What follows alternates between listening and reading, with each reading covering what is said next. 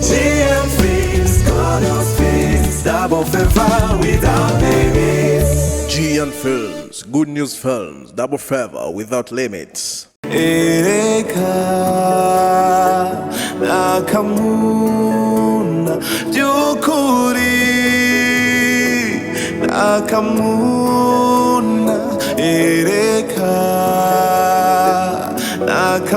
Akamuna Jukuri Akamuna Amachakubira fatie kumadini Amachakubira fatie kunarana moko Amachakubira fatie kumadini Kwichimiche nisagano mu bakozi b'Imana by'ukuri Nakamuna Nakamuna by'ukuri Nakamuna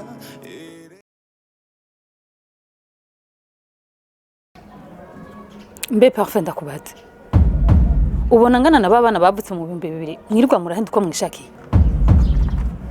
kubera abana bo mu 2000 twirirwa turahenda ivyo ni bikiberi ni gute je ushobora kumpereza amasezerano utari bushize ariko beri urumva ibintu uri kurambwira je ariho twahejeje ikiriyo uno munsi ya evaluation none ivyo bindi uri kurambwira umva byari gukunda gute ivyo vyikiriyo byanyuje ntibindaba aha je ndi kumvugana nawe ko atarifa yako nagenda kumenyesha ko ntaje muri kino kiriyo ngo nje mukiriyo abo barira nabo bareke babandanye barira birabasha nuko bafise abo baririra jewe naje mfise umutwaro wo kubona umukunzi wanje nico cyatuma ntundi joro n'umurango ngaha kugira ndakubone ariko rero nagenda kubwire ngo ejo ntakubonye muhiri wanje parufuzo cumenya berizo wariwe nzogushira ku karubanda abantu bose bamenye ivyo wawe canke n'ubu ndabitangura ubunyene oya no rekana n'ivyo ndagusabye beri wewe tamuhira jewe je nzorondera kanya haminze tubivugana ndakwinginze beri nsubiyemo ejo ntakubonye byose mama wawe n'umugore w'abazorara babimenye beri nta kibazo turumvikanye cyane Akamuna by'ukuri Akamuna Akamuna by'ukuri Akamuna amacakubira afatiye kumadini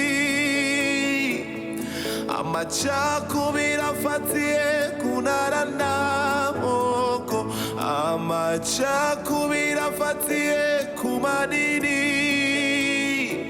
Kwichimiche nisagano mu bakozi b'Imana by'ukuri Nakamuna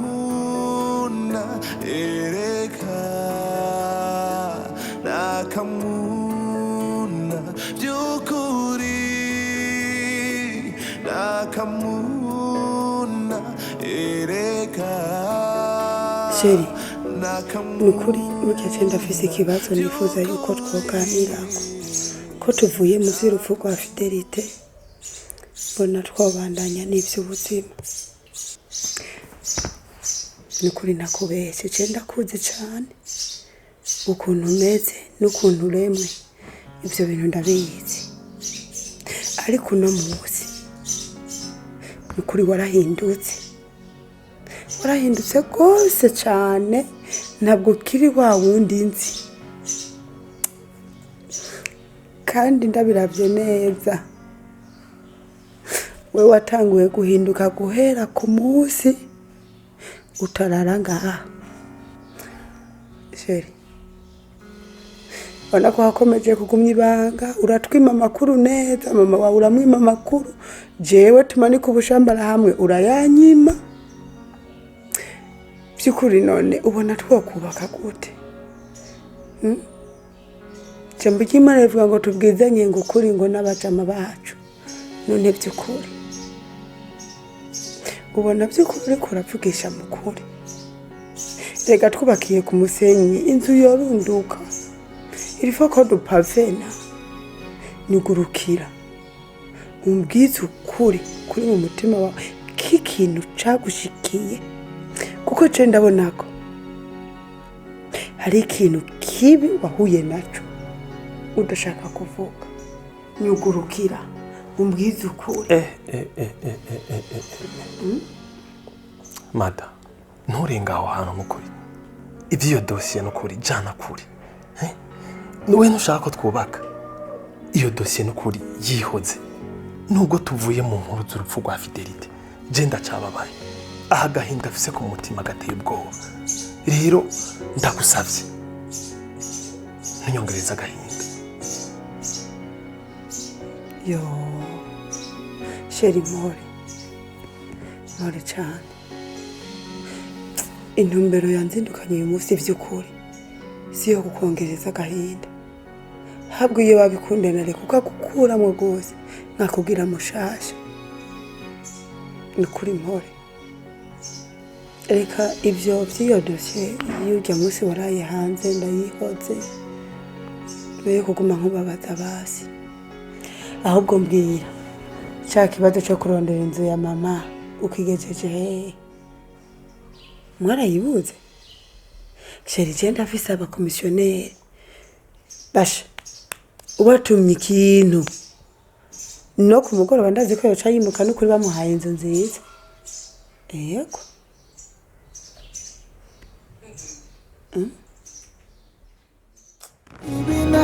ibinakamuna ushima Imana koje nawe turahuza ibibera mu zindi ngo byo nakamuna turahuza harabandara kamuna ushima Imana koje nawe turahuza ibibera mu zindi ngo byo nakamuna turahuza harabandara kamuna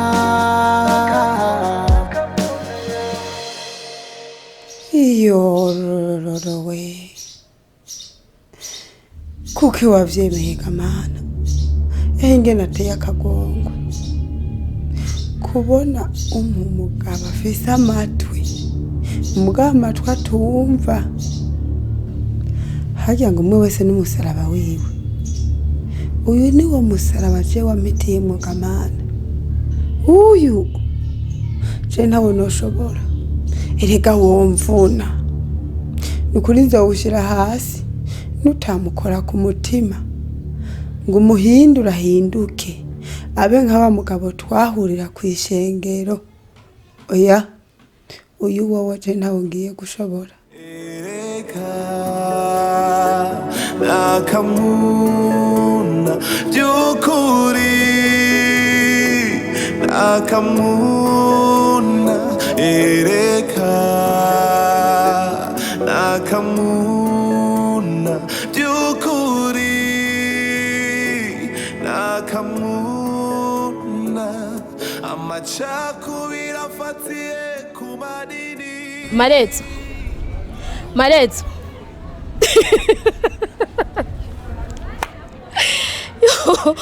Mana yanje nakamuna kweli mbe mari we ko nkuzi neza ijana kwijana wamugaye kuva ryari mbeho ko tugize akarima rirenze ngo Imana yagukoreye igitangaza nta nubwo bufise bwo kubeshera mu rushengero atubwoba urakwiye kugira ubwoba ninde si profete wanyu afata akajana abakobwa mu cyumba cy'amasengesho ngo agiye kubasengera kandi ari kubasambanya we ngo jengira ubwoba mwabuze ugira ubwoba amasaha abiri yonyene nimariye imbere nimugariye ndiko ndicira karaho mubone yuko ari jena koze ibya birenze ngo ngira ubwoba no umviriza sha Marezo ndakubwira uze wihenda ugaruke ubeshe mpari niho uzobona je wondiwe Marezo rekana ndi umukecuru cyatwigire kizima twatabariwe ku musozi wutwumiza ku isi wewe wumva hari utandukaniye n'abafarizayo bajya imbanga ngo Yesu yakijije umuntu ku munsi w'isabato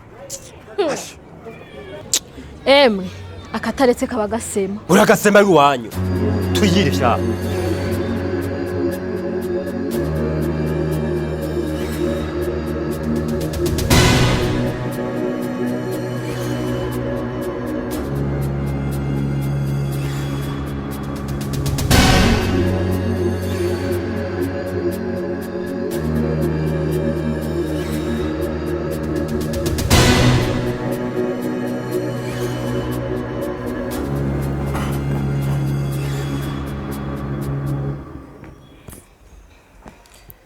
mwana kumenga uragwaye ariko umengo ntumeze neza. Nukuri mama Jesse nokubwira uko ngene niyumva ndacitse intege ndabuze umutsi merewe nabi meze nyine nk'umuntu agwaye ariko kandi sinovuga ngo ndagwaye kuko sinzi ukuntu meze. Ubu wombwira ati upima ibiro bingahe nta n'ibiro bibiri mfise ukuntu niyumva kandi ibi byose ikintu bivamo jewe akazi ko mu nzu kose karampanze ndamesa nkateka nkakoropa nkapfurupfurubi bigaca bintera agahinda kanyakwigendera. Nanje nta maboko mfise ngo ndagufashe urazi ko ndi kimuga c'amaboko kandi ikindi naco maze igihe kinini yangwaye naje urabizi ariko icyo mbonaco harakenewe umukozi. None kama sikuru uraboneje ko ndosubira kuronka umukozi yomfasha akazi neza nkakurya nyakwigendera yahora agakora Fidelity ngene yakora akazi neza yarafyefyetura mu minota ibiri byose yabishize ku rutonde no kurya tukaba turi none hende ndagowe bana yaje kuki wabyemeye twese agahinda karatwishe twarabuze yaducira nayo tumira urupfu rwa Fidelity nta numwe rutakomerekeje nta numwe rutababaje aha twese turiko turagerageza kugira ngo tugerageze kuraba yuko imitima yacu yosubira mu kibanza. Rero ni wihangane nuhore tekane hanyuma tubandanye n'ubundi buzima. Erega umuntu agiye n'ubundi ubuzima burabandanya kubasigaye. Jewe rero uya nari ngiye gusenga kubera kuguma hamwe ndabona byotuma umutima wanje usanzara. Ndagiye gusenga kandi komeze nawe wihangane. Irundi meze neza nta kabi kayo genda uyisenge umvugire nukuri minkomezi.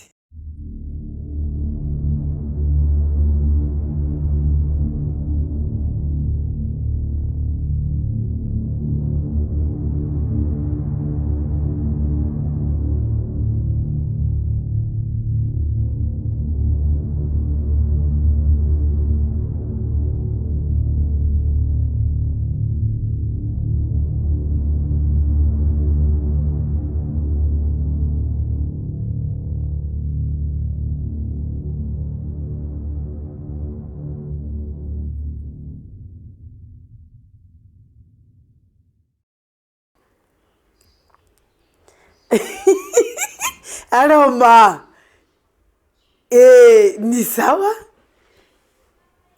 ahubwo koroka umve bose bohoshe sinziye bohoheye ndi muhira cenyene ma koresha umwanyutse dupanga akarere uko ibintu bigomba gukurikirana.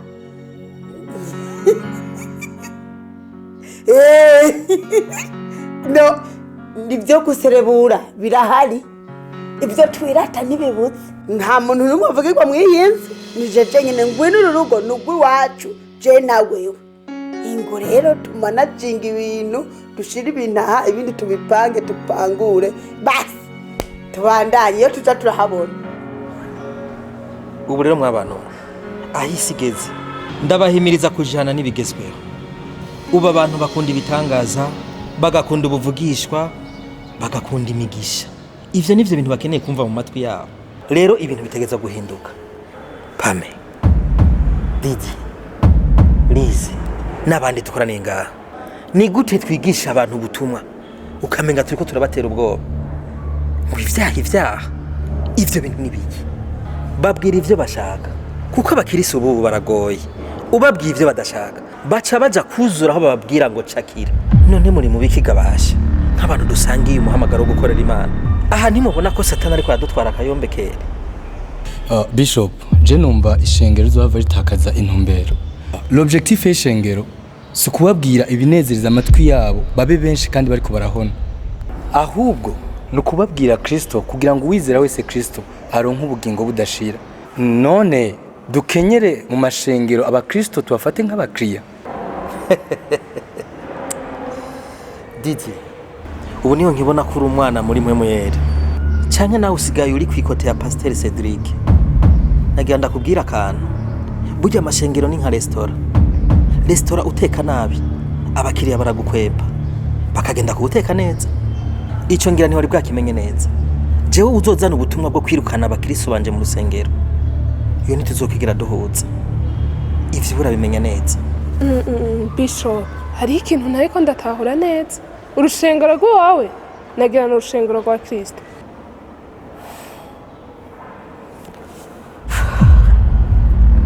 Lize.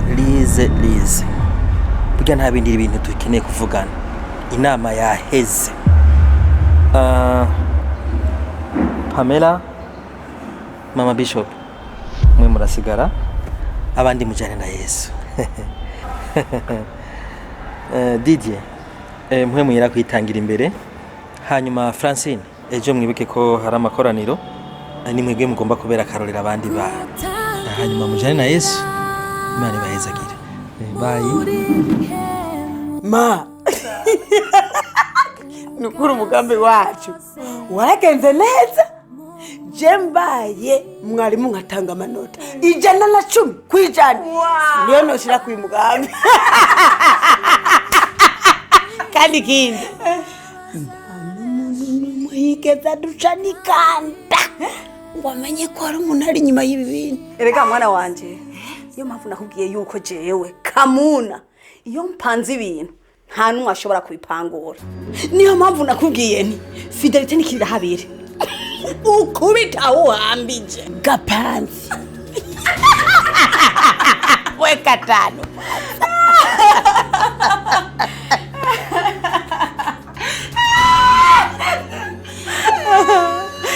Ikindi nacumenye mwana wanje.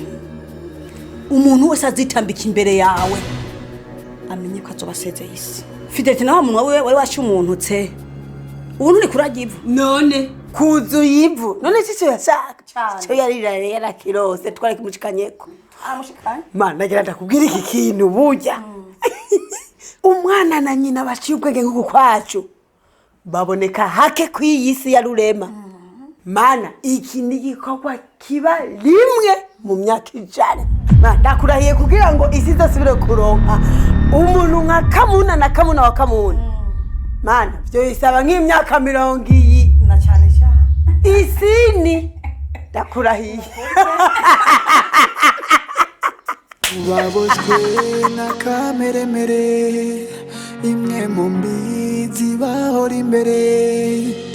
Nirani ya mivumo y'abasogokuru tutazi Imana tabara. Narukundo koko isi y'umwiza tuyiha amaboko tutize Imana tuzovuga. Mumbabarire vraiment kuba ndabahagaritse kuno. Jewe numva hari ikintu ngomba kubasangiza. Basha nitutasenga tugeze aho umwansi ashaka. Mu bisanzwe Bishop biravye yashizeho inzego z'ibikanganyoni. Aza yamaze gutegura ivyo avuga mu baje nama. Hajya biravye nta wongera ko canka kureko. Ngerageje kukunganira. Ubundi Bishop bakunda akomeje kutuyoboza inkone y'icuma. Je mbere nivyo turimo ntavyo mbona. Emwe ivyo ubona Kamuna none duhungire he ko amashengero ubuyishwe n'amacakubiri n'amoko afatiye ku madini. Amwe yigisha ibinyoma, ayandi abe business, ayandi abakristo bacugwe bufuni na buhoro. Bazi ko n'inyigisho bigisha zitandukanye n'ibikorwa Kristo yasize ha ishengero. Mama urukundo rwaratimvye none duhungire he kwiyo twohungiye ari muyabira. Basha jewe ku ruhande rumwe mbona ivyo muri ko muravuga umenga nivyo. Mu bisanzwe Bishop bimwe mu byo twigisha mu nzira imwe mbona umenga nivyo. Hari n'igihe rero atwigisha je bikananira gutahura. Sinzi je namwe ko ariko mubibona. Mu bisanzwe rero jewe sinzi n'ivyo ndimo. Nibereye nk'agati kareremba hagati mu kiyaga. Ivya kino gihe na Kamuna nitutaba amaso ngo dusenge ntivyoroshe. Reka dupfe kugenda nta kundi.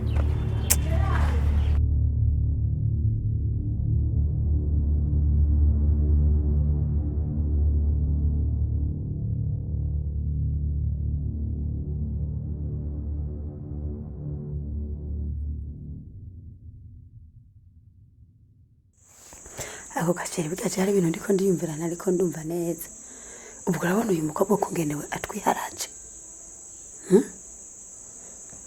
urabona ingene yavyutse akajoro agashika ngaha mari akazazanye amagi ibirungo vyandagutakiye vyose atsindiwe ngo no kuja kudutekera ngo akawumurete kari special ngo azanye ama specialite rero ngo muhimira ngo ariko aramugobera ngo aze kugira ama specialite hano ibintu ubibona gute cese ndavyumva sindabitegera ubwo n'urukundo ganutse none ikosa ryiwe riri hehe se watanze igikoni ntiyasabye uruhusha akaba ari burumuha none jiye nk'umugabo ubona ari kuza guhagarara hajya ngo ndamuze kwinjira igikoni wewe uhari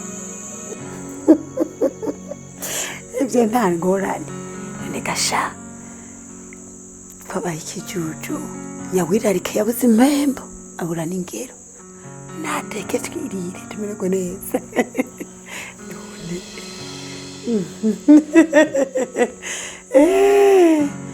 yogaye beri ariko nawe uranyarukije mana uri gakuba neza nawe umota gute beri uzongize guteka nanje tunungu tunani ntugire ikibazo nzokwigisha ega niwe wagize ubunebwe ubundi wari kuza ukaraba basi biragoye niwe wagize ubunebwe nari kukwereka zenyere ku wundi musi ariko reka nzana akanyobwa kwanza nta kibazo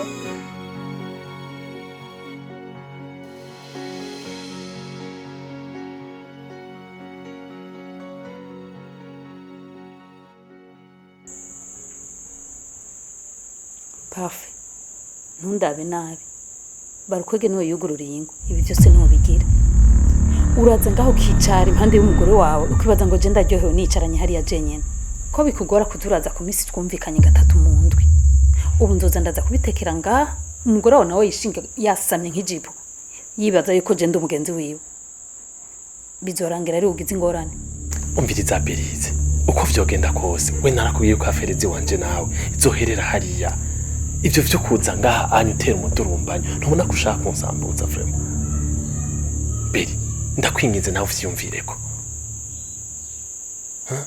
kuza bigutwaye iki gatatu ni kenshi umugore wawe ntazo afise kane ikindi naco wihindureke kubijya nje ndagushira ku karubanda urabe ngene urugo gonda ruturira ubunyene oya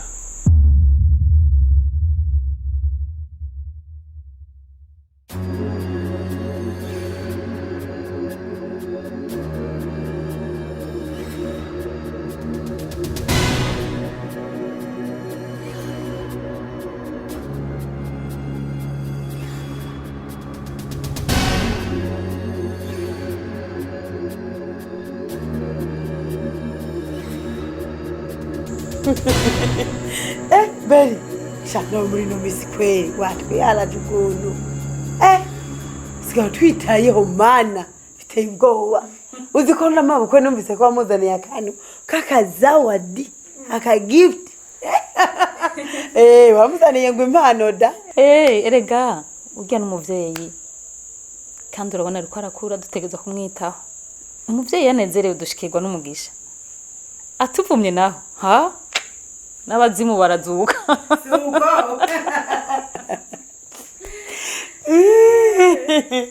ego none ni karibu rero dufungure urakoze mugabo mbona umengo wahishuriwe ko mbonye uzanye tubiri gusa wari woheretswe ko ndi mu gikorwa c'Imana abo uno musenza kwirirwa mu gikorwa c'Imana amasaha yanje yo gufungura ntaragera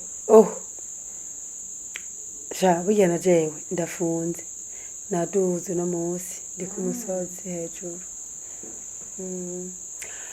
hewe ndabona bihava bifungura umuntu umwe gusa hewe seri karibu apeti bon nukuri reka nanje fungure hama namwe mwagiye ku musozi Imana ibahezagire mu nduge neza sawa sawa ego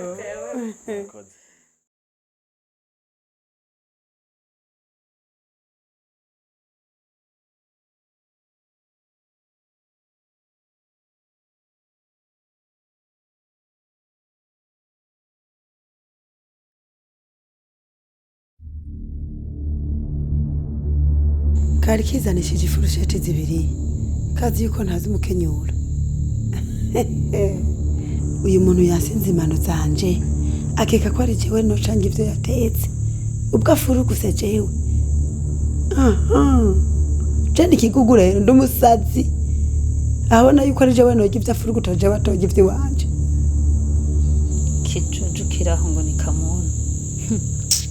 Yabuze iconze yabuze icongamije mu rugo rwawe. Nzokuramwo itafari rimwe rimwe gushika inzu yawe ndayibomoye.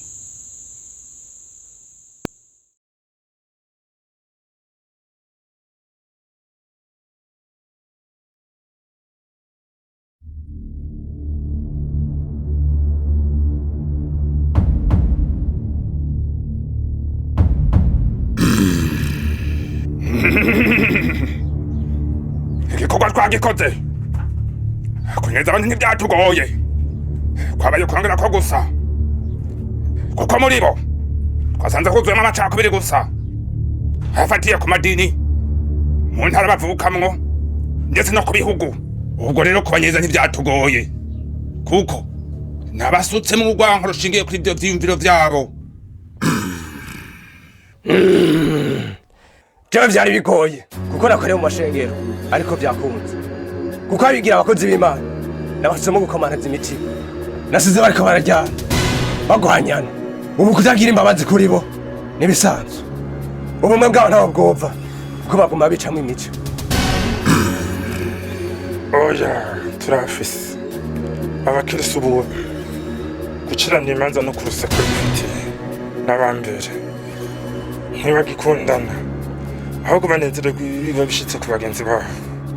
Muri bo twabasutsemo ishari n'urwango, rero twabasutsemo ubunebwe bwo gusenga no gusoma ijambo ry'Imana. Kubw'ivyo rero bazopfa kwemera ivyo bababwiye kuko n'uwuzobazimitsa ntibazomumenya. Aho twasanga basenga mu bumwe twabatamo gupingana. Aho twashinze abavugishwa b'ibinyoma naho nukongereza ibitangaza gusa kuko abantu ntibagikunda ijambo ry'Imana bikundira ibitangaza gusa.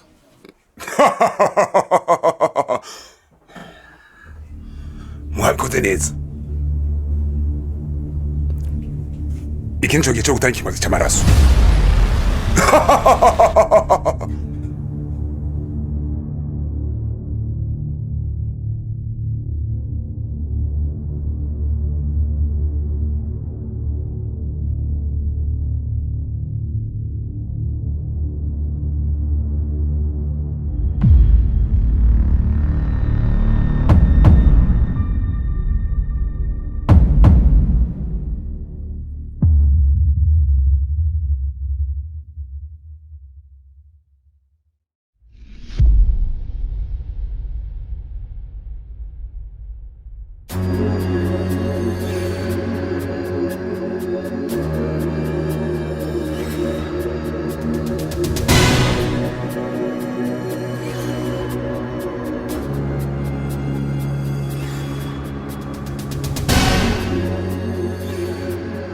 Kamuna urakwije neza mu mutwe urakomeye wanshinze ikaziwe bashaka gufata ikinyobwa canje ukagiseza. Umviriza rero ndakubwira Kamuna ivyo wigira umusazi umenye ko je ndi umusazi kukurusha.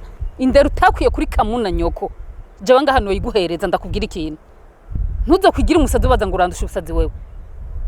Ndanakwibukije ko ubusazi ari je nabukwigishije ubwira ico ubaha na cane cane iki wanje. Kamuna urambabaje ndagusubiremo urambabaje. Burya Kamuje ntunze hano gukorera ikintu uzorinda upfa mu buzima bwawe utibagiye n'umuryango wawe akazuguma wiko umuntu witwa Berize. Uvuze ko ndi Kamuna ndiwe ndi Kamuna ahubwo ongera ko ti Kamuna wa Kamuna. Nagira ndakubwira iki kintu urekere ngaho kuvuga ngo niwe wanyigije gusara. Twiwacu turaduma baratuzi uzobaze nundi musi. Sivyo twizwa ahubwo biri mu maraso biturimwo biratembera. Hama ikindi naco nagira ndakubwire yuko mwarimu arashobora kwigisha abana ariko mwabo bana hakavamwe mu bazogaruka kumwigisha baraciye ubwenge gusumba ubwo yabahaye. Rero nawe nuko vyagenze.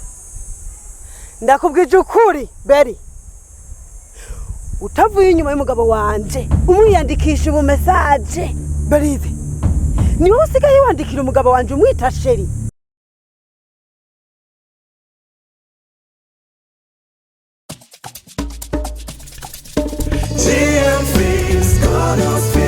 Double favor without limits. GN Films, Good News Films, Double Favor without limits.